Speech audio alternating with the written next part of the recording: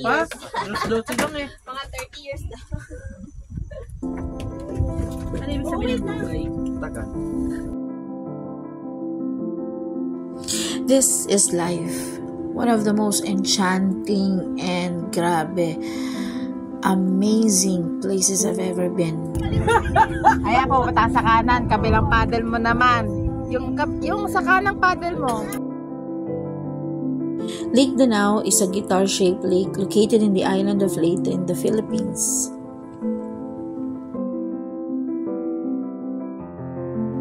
Lake Danao was originally named Lake Imelda and was declared a national park on June 2, 1972 by virtue of presidential memorandum issued by then-President Ferdinand E. Marcos. Noong February 3, 1998, dineklara naman itong Lake Danao National Park through Proclamation No. 1155 and is now protected by Republic Act No. 7586 o tinatawag na the National Integrated Protected Area System.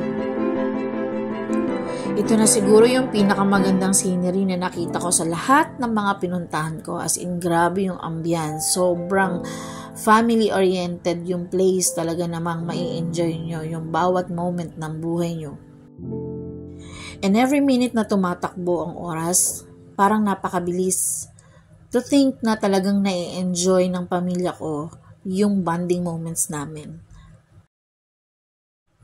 Hindi na ako nag-try lumusong kasi napakalamig ng tubig. Hindi ko kaya yon kasi pag umahon ako, doon ako giginawin.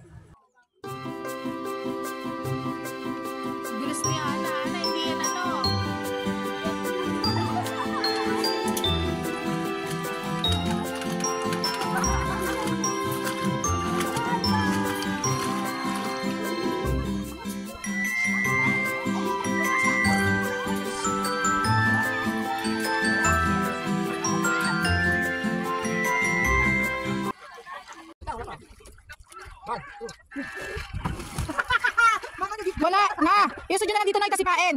Noy.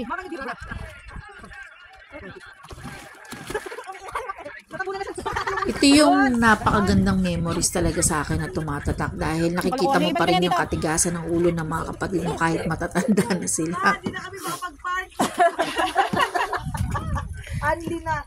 Dumagdag pa talaga tong mas pakukulit na mga anak ko. Grabe.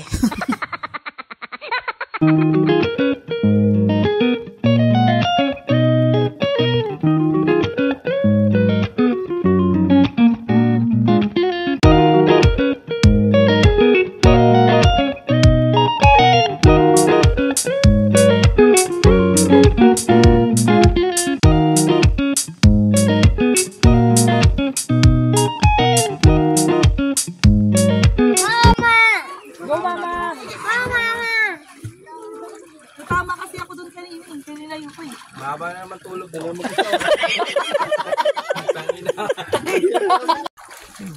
Halika nga, tayong dalawa magtuos.